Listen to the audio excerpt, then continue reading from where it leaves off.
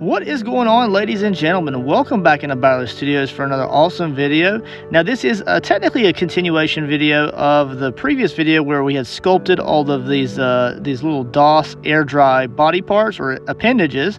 What for, you may ask? Yes, this is a Jigglypuff Pokemon canvas. So we have been sculpting this onto a circular canvas here. This is I believe it was a 12-inch round canvas. 12-inch in diameter, and what we're going to do here is we've already completely let these cure out to perfection, and we're going to go ahead and kind of lay them in where they need to be. What we'll do is we'll go ahead and adhere these to the actual canvas itself before we begin any kind of gesso process. Gessoing is the name of the game for this video, but I just thought it'd be kind of cool just to kind of see how I kind of use E6000 adhesive to go ahead and attach these pieces of clay to the canvas. Again, this is a DOS Airdry Clay, and me and my daughter created these on a TikTok live. So if you haven't had the opportunity to see that little tutorial video, it will be linked at the very end of this video under the Jigglypuff playlist. But as you can see with the magic of editing here, now we have a little charcoal pencil, and I'm just trying to get an idea of where I would like for the whites of the eyes and kind of the mouth to be. Although this won't really stay after the gessoing process, it just kind of gives me a ballpark of where the anatomy of those eyes need to be in conjunction to how the body is kind of tilted to one side. Just kind of get an idea how I want the mouth to be shaped there and what direction. And once I get into the later stages of the painting process, this will really kind of come alive, and I'll really be able to fine-tune the overall face features quite a bit. I'm going to go ahead and use this same charcoal pencil, and I'm going to kind of mark off just generally where these pieces are going to be adhesed to the canvas here, and I will go ahead and use that clear E6000 to adhere them one at a time all the way around. And what we'll do is we'll let that cure for a few hours or so on the aluminum foil backer that we have just on the desktop here, just so that it doesn't kind of like stick to the cutting mat or anything like that. And it makes it really easy just to peel up those pieces if there's any kind of over dripping or anything like that. I'm going to go ahead and add just quite a bit of pressure there to make sure that just gets a really good connection point there. I was very, very detailed as far as where I applied the clay when we conformed it to the edges of the canvas. And even though we may not put them in the exact same places, as long as it's getting, for the most part, good general contact, and there's not too much air between the clay and the canvas, it'll be pretty stout. Now, I will say, though, that after kind of working with the canvas, after all of this is dried out and the gesso is completed, it is quite a bit more top-heavy than I would like for it to have been. But that's just because we used pure DOS air dry clay without any kind of aluminum foil filling. We're going to go ahead and continue this process, sit back and enjoy the music, and then we'll jump back into the middle portion of the video when we begin the gessoing process. Very fun.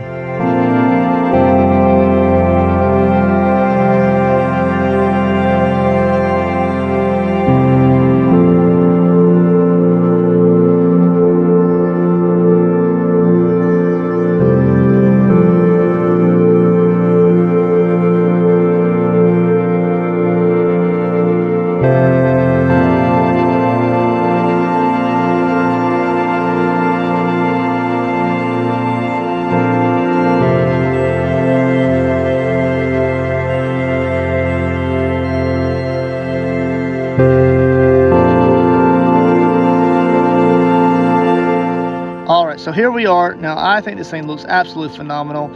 As you can see, we did get just a great adhesion here, and we're going to still let this set up for a while before we really jump into the gesso process. But as you can see there is a little bit of crack between the actual clay and the canvas. Gesso will fix this, do not worry. But overall, I'm very happy with how these little appendages turned out.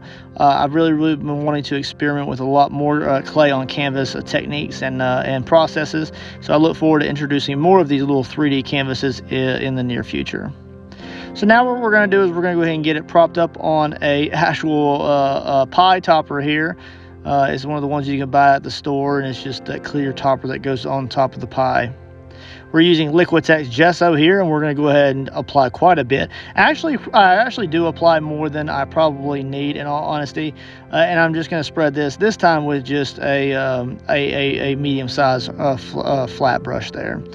What we'll do is we're just going to go ahead and apply that to the very top of the forehead of the Jigglypuff, and then I'll gently just go ahead and begin kind of working that around the canvas.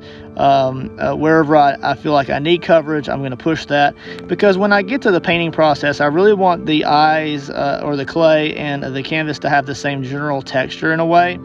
And although this isn't like just a truly thick coat, it is quite a bit of a flood coat, because I want it to kind of fill in any kind of crevices between the clay and the canvas, kind of meet those seams, so that way it doesn't feel like they're so far apart if there was any kind of separation during the adhesion process between the clay and the canvas.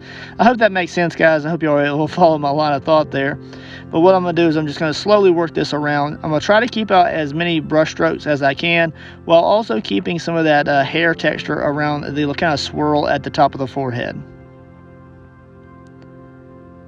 As you can see, as we enter into the time lapse there, it is a little bit of a process, and I'm just trying my best not to take too long, because I don't really want the gesso to really set up and start pulling itself as I come back to work other areas and spread it out more and more. And it almost gets to that point towards the bottom of the actual canvas there, around the bottom of the body. I almost let it work too much, and I almost started pulling up a little bit here and there, and it started to kind of cake on the brush. So I really had to kind of like lock in just the overall smoothness and just kind of let it be as it is.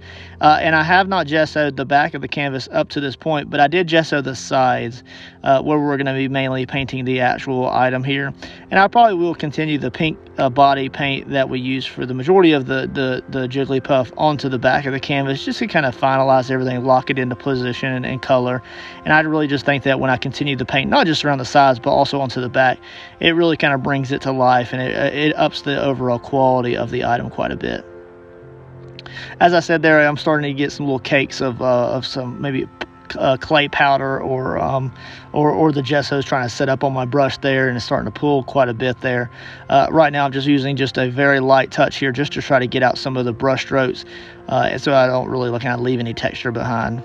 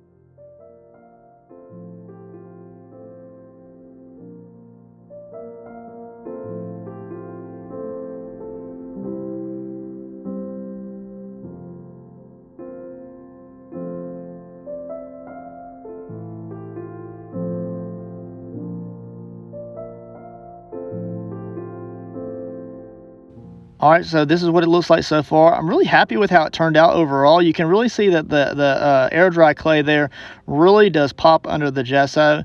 It had a kind of a dull texture or a dull color before, and that gesso from Liquitex really kind of brings up the brightness quite a bit. It kind of makes it look like it's part of the canvas, but also a little bit of a different texture there, a little bit smoother.